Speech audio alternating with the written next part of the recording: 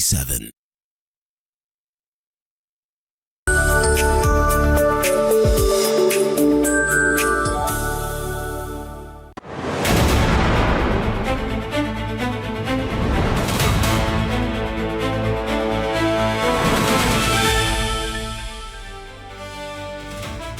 Just 1 minute to the top of the hour. It is time for TV47 at 1. My name is Alela. Thank you so much for always keeping it here. We go straight to the stories of the day, where a magistrate's court has closed an application that is filed by the Directorate of Criminal Investigations, DCI, seeking to detain Halima Ngache after the 3-day detention period granted by the court expired. Now, the investigating officer asked the court to extend the detention period to allow detectives more time to complete investigations. Lawyers representing Ngache told the court that their clients' electronic devices had been confiscated without a valid court order. They urged the court to mark the matter as closed, a request that was granted. And now the decision follows a High Court ruling issued on Friday by Justice Alexander Muteti, who ordered Ngache's release from police custody by 5 p.m., setting aside earlier detention orders that had allowed investigators additional time to probe allegations linking her to an X account that tracked President William Ruto's flight movements. Ngache was arrested by officers from the DCI Serious Crimes Unit following what the agency described as an intelligence-led operation. The investigators alleged that she was linked to the verified X account that is Sholad Mancity, which is accused of publishing the president's flight routes and travel information.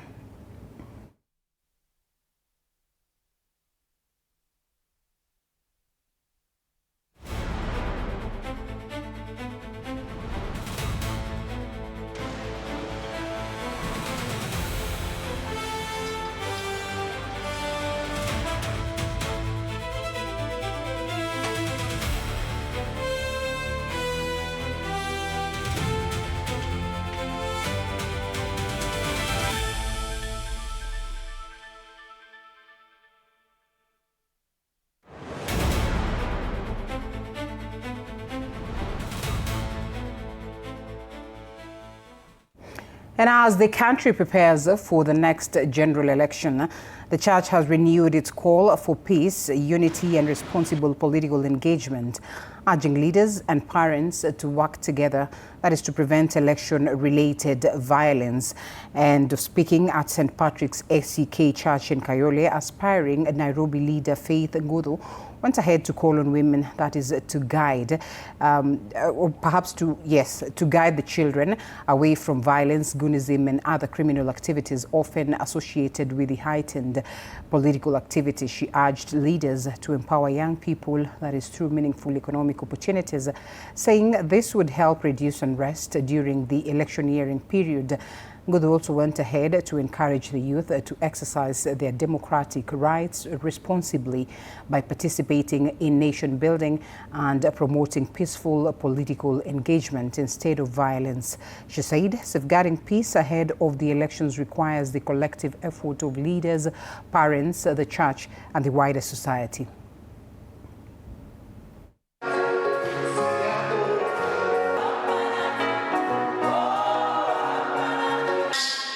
Tusialao vijana wetu watumike na goonism, because hao watoto wanapewa pesa kidogo, wanaenda wanaambiwa waharibu mali ya watu na hawana kazi, wanauawa, wengine wanafungwa, wanaachiwa huko peke yao. Naimiza hao vijana wadogo wasidanganywe, wafuate tu sheria. Kama mtu hana kazi akuje tumsaidie, ama aende kwa kazi atafute kazi badala ya kutumika. And now let's cross over to Nakuru Law Courts, where the fourth accused KWS officer, Evans Kimayo, is currently presenting his defense in the case surrounding the alleged disappearance of fisherman Brian Odhiambo. Odhiambo reportedly went missing on January the 18th, 2025, within the premises of Lake Nakuru National Park. Now, 6 KWS officers have been charged in connection with the incident. Let's listen in.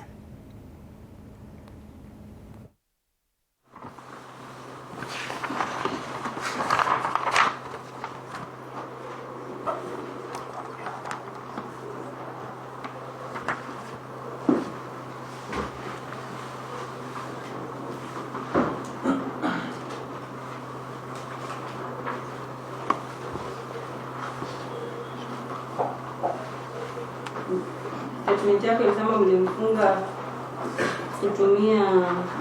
mikono yake kutumia kamba ambaye alikuwa amebeba.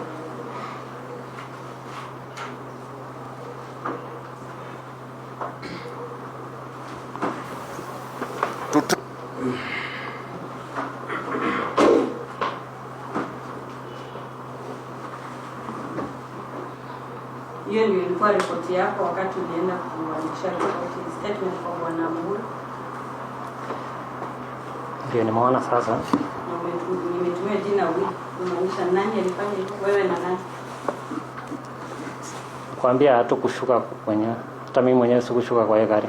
Ndio nasema maneno ambayo yametumia ni wewe, inamaanisha wewe ukiwa baadhi ya watu ambao walifanya hiyo tena.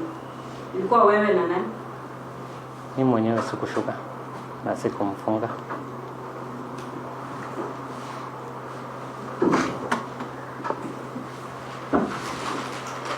Na pia umeeleza kwamba baada ya hapo ukabili gari la Chimilbi tukaelekea sehemu za Vietnam. Ndio. Hivyo ndio ilifanyika. Baada ya kushuka tulienda Vietnam. So gari ya nani ilitoka hapo kwanza? Yenu ama ya Sugu? Yetu ya driver Jimirme. Unajuaje na ndio kuambia huko unaweza kuona? Najua ilikuwa mbele. Gari yenye ilitoka ya kwanza ni hii yenye tulikuwa nayo. Njia moja tulikuwa naenda njia moja wote. So gari yenye ilitoka ya kwanza ni ya driver Jimirme.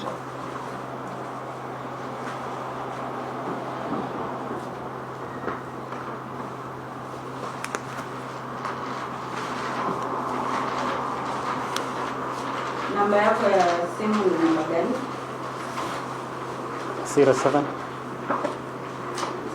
17 037 028. Na namba yako ya kitambulisho? 38 81 0 670. Nisikia ushahidi wa mshahidi namba 10 kwa hii kesi. Ule ambaye alikuwa afisa kutoka Safaricom. Alipeana hii namba yako na akasema. Well, we'll give you more developments on that later. Now, the healthcare services across the country could face a major disruption after the Health Union Caucus issued a 14-day strike notice starting today over the delayed transition of 7,600 universal health coverage workers to permanent and pensionable terms. The unions accuse the county governments and the Council of Governors of failing to implement the transition despite Parliament allocating funds for the exercise. They say that the affected workers' contracts have since expired, leaving them without job security. The unions now warn that all healthcare workers under the affiliated unions will join a nationwide strike that is from the 20th July unless the UHC workers are issued with permanent and pensionable appointment letters. The universal health care workers into permanent and pensionable terms. But we have people in power who have no empathy. They have no etiquette. Because this money was allocated in May, and they were informed that in the budget that was supposed to be read in June, the money to transition UHC healthcare workers had been appropriated. And what we expected from them is to do the honorable thing and start the process of transition. It is unfortunate that the Council of Governors have always used this issue of UHC as a bargaining tool and as a political tool, where anytime the issue of UHC comes up, they always have to antagonize that issue. So as unions, the healthcare unions, we are not happy. We are not happy. And today, we are going to give a 14 days strike notice. And this strike notice is not going to be for UHC alone. All our members working in public health facilities in this country will join the UHC on strike. Manyata Member of Parliament Gitonga Mukunji has alleged that senior government officials in Embu are demanding money from the contractor undertaking the Kithimu Road project, claiming the move could derail its implementation. Speaking during a public meeting in Kithimu, Mukunji alleged that the officials were demanding about 50 million Kenya shillings from the contractor, saying such interference could compromise the quality as well as timely completion of the project. Although he did not identify the officials, the legislator vowed to protect the development project meant to benefit residents from what he termed as unlawful interference. Mukunji also criticized Embu Governor Cecily Mbarere, accusing the county administration of taking credit for projects funded by the national government instead of prioritizing county-funded development initiatives. He called for accountability and transparency in the management of public resources.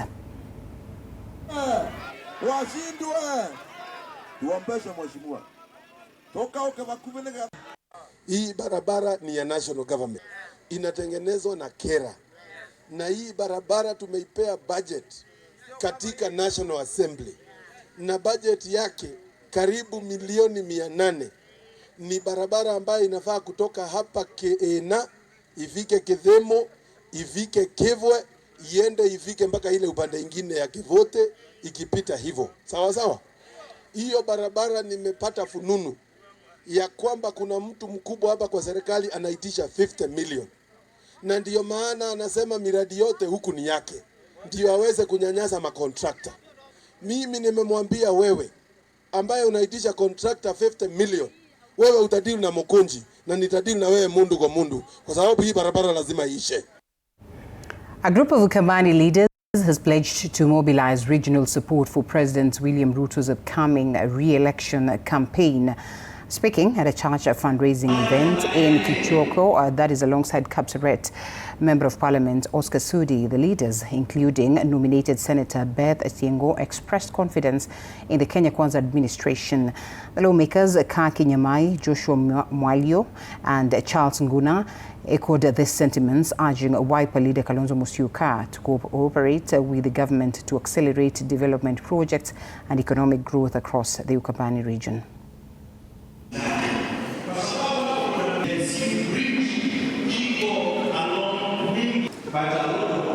Ninahakikisha Mwingi North sisi tutatoa zaidi ya 50% kura za William Samoei Ruto tuta. Mwingi North, mark my words. Huko Kitui South tumeshikilia His Excellency Dr. William Samoei Ruto, na tuko wengi katika kila constituency, tuko na mtu ambaye anashikilia kazi yake.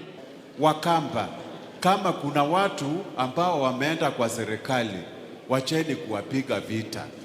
Kuna vitu ambazo wanafuata ama namna gani? Well, that story allows us some time to go for a short break. We still have more lined up for you. So after that quick break, we'll come back with more.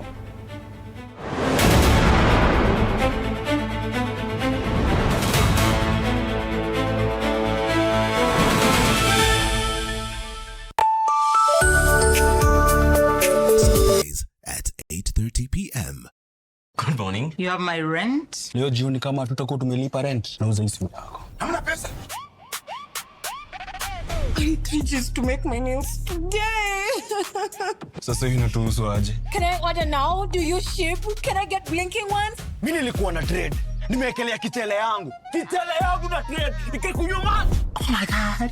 You left me. Nitumie ni line. Uko nje kuna Wi-Fi. Why? Hi-Fi? Wait, so what do we call this dish again? I have no idea. The cucumbers are there specifically for my beauty routine. Tangulini kero umeka kwa beauty product. Na ameenda. Tunafaa tukuwe na logo yetu. Like, si ni brand already. You won't entertain divas. No. I'm not dealing with a man child. Amazing. Nishapenda hii energy. Sundays at 8:30 p.m. on TV47. Saturday at 8:30 p.m. My father used to tell me that our hotel is the home for travelers. I guess I forgot that. Recently, it's been more of a mirror of my own ambition.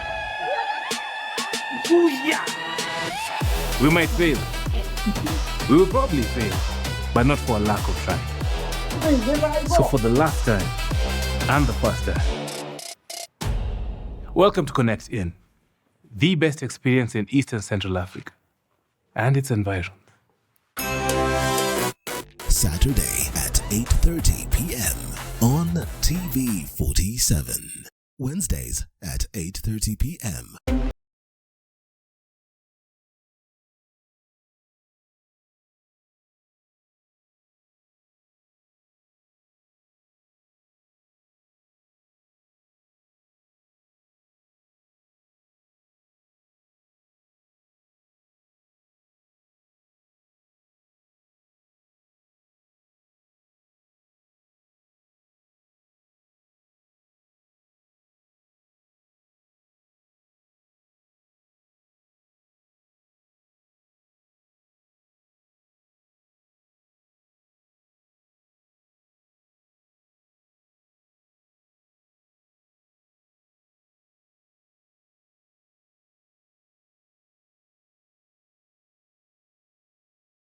At 8:30 p.m.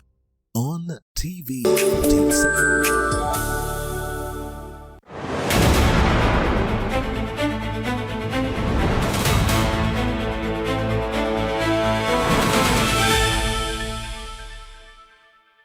Thank you for keeping it TV47 at 1. Now, youth have been urged to embrace indigenous organic farming as a sustainable pathway to employment. Speaking at the Nakuru National Agricultural Show, the head of communications and advocacy at Seed Savers Network, an organization promoting indigenous agriculture, said it is possible to achieve high-quality yields without relying on synthetic chemicals. Mike Cello with the details of that.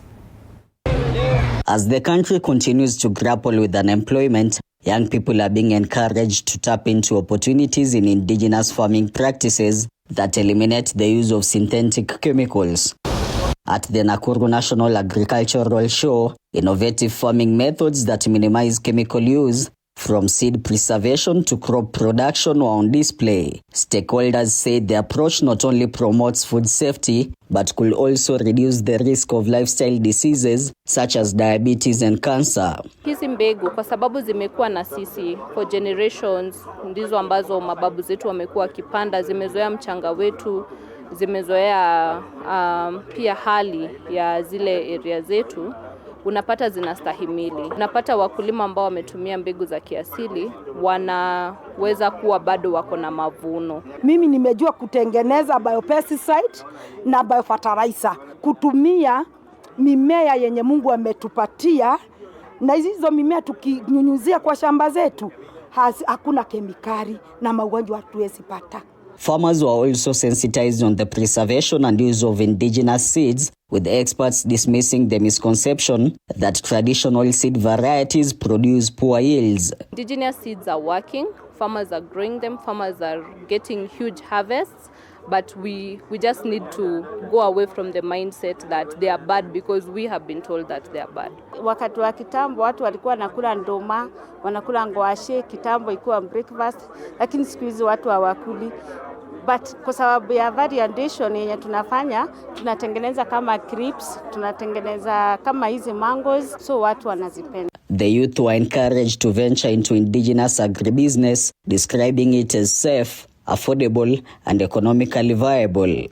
Na kwa sababu tunaamini ya kwamba watoto ndio our future. So if they don't get this information, then we shall continue losing it. The exhibition also showcased innovative fish feed production methods aimed at creating more employment opportunities for the young people. Sisi tunafanya fish value addition. Tuko na fish samosa na fish roll up ambazo tunafanya. Hizi zote ni products ambazo zimetokana kwa samaki. Tuko na fish flour ambayo tuko nayo hapa. Hii ni unga ambayo imeweza kutoka kwa samaki. Mike Chelo, TV47. Thank you, Mike, for that. The Association of Media Women in Kenya, in a partnership with UNESCO, has launched a program that is aimed at enhancing journalists' safety and promoting gender equality in newsrooms ahead of the electoral period. Speaking during the launch, AMWIC Executive Director Queen Tambori said the international program for the development of communication projects seeks to create safer workplaces for journalists by addressing sexual harassment and strengthening institutional policies. She said the initiative has already trained 23 media houses with 20 organizations adopting sexual harassment policies. Mbori added that entry-level journalists remain the most affected by workplace harassment, while more than half of journalists are expected to cover elections for the very first time. The program will also tackle online abuse and cyberbullying by equipping women journalists with digital safety skills and promoting a safer working environment. So this project is going to build capacities in terms of informed and gender-sensitive reporting. We will also focus on creating an enabling environment in terms of ensuring that we equip a few media organizations in the country with sexual harassment policies. We'll also focus on psychosocial support. And we are hoping that these interventions will be able to bring down some of the numbers that AMWIC's report revealed. We will be supporting the safety of women journalists, not just online, not just physically, but also online, which is a very timely intervention in context to Kenya with the upcoming elections. Safety of journalists is not only about individuals, it's also about protecting democracy. When journalists are threatened, democracy is also threatened. And we hope to work together as the days go by towards the election to ensure that we review the mechanisms for the protection of journalists. And 3 people narrowly escaped death in Limuru after a reversing train smashed into the track at Afogi, or in their track at Afogi railway crossing. Now, the truck driver claims that the train operator failed to hoot, especially during the heavy fog, and locals are now demanding Kenya Railways and Kiambu County to restore traffic barriers that previously safeguarded the busy railway crossing section.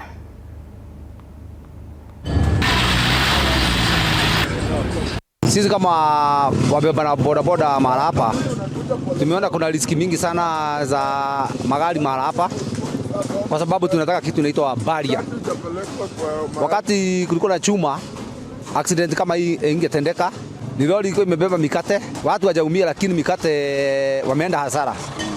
Sana niliomba wale masoja wenye walikuwa wamewekwanga hapa, hii bogibogi kikuja wanasimamisha magari na bogibogi inapita, nao wanaendelea na shughuli yao kama kawaida. Juu siku hizi hakuna masoja hapa wa kusimamisha watu wasimamisha hizi magari. Sasa hizi majali bado wasipojipanga, ajali bado itatendeka tu. Hii ajali ilifanyika kitu kama saa 9:30 ambapo hii gari ya reli ilikuwa inarudi nyuma kuelekea Nairobi. Haionekani na hii kupiga honi. Penye nanipiga honi imenikaribia. Sasa ombi langu kwa serikali, kama reli imerudi, iweke barrier kama kitambo na iweke askari ya kitu ya kwamba inaonyesha gari inafuka. Kazi ya barrier ilikuwa ya kufungia gari wakati gari ya moshi inapokuja, pande zote mbili gari zinafungiwa, zinasimamishwa mpaka hiyo train ipite kabisa. Cabinet Secretary for Energy Opiyo Wandayi has unveiled a new solar-powered hybrid system at the Nairobi Remand and Allocation Maximum Security Prison, marking a significant step towards sustainable energy use in correctional facilities. The system, comprising 48 solar panels, 3 inverter chargers, 8 batteries and a solar plant with battery storage then will provide 24-hour backup power to critical areas of the prison, including virtual court hearing facilities. Installed through a partnership between the European Union and the United Nations Office on Drugs and Crime and the government as well of Kenya. Energy CS Wundai has emphasized that the initiative not only enhances efficiency but also strengthens access to justice, and this project ensures uninterrupted service delivery while cutting electricity costs by nearly 25%. The solar hybrid system is expected to significantly reduce reliance on electricity, improve sustainability, and set a precedent for similar installations across Kenya's correctional facilities. This investment strengthens security, protects essential prison operations, boosts staff productivity, and enhances inmate welfare. More importantly, it guarantees continuity in the administration of justice. This initiative is firmly aligned with the government's commitment to strengthening public institutions' innovation, digital transformation, sustainable infrastructure, and efficient service delivery. It reflects our resolve to modernize correctional institutions by investing in solutions that improve operational resilience, enhance service delivery, and advance Kenya's national climate and sustainable development agenda. The European Union came up with a 70 million euro program to reform the justice sector in Kenya. So since its start, we worked very heavily on digitization, solarization, but also very much on access to justice for all. The project has already delivered significant benefits.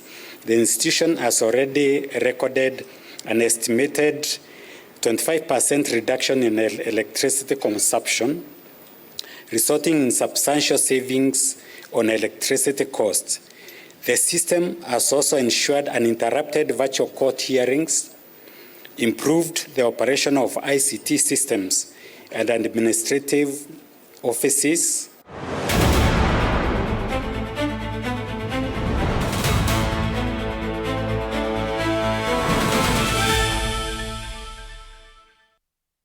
All right, we get sporty, and the Junior Starlets are back home after a commanding 2-0 victory over South Africa's Botswana in the first leg of the final round of qualifiers for the FIFA Under-17 Women's World Cup.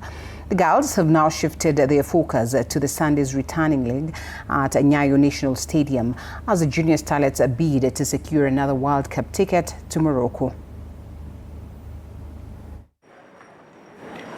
It's important for us to prepare well.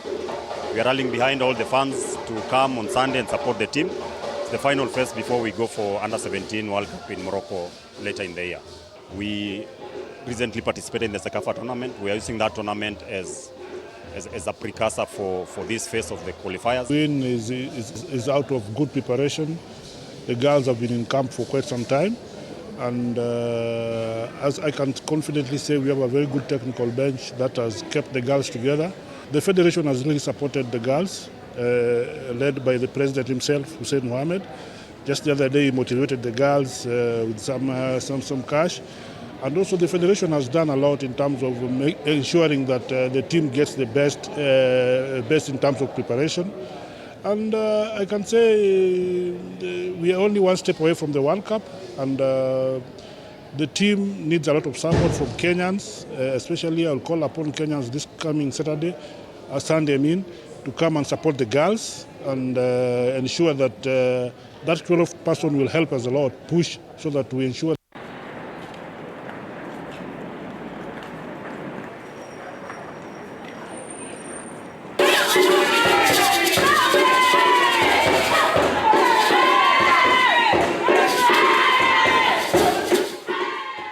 All right, one is almost tempted to dance along. Congratulations to our gals. We close it at that point. See you again at 4 p.m. My name is Alela. This is TV47 at 1.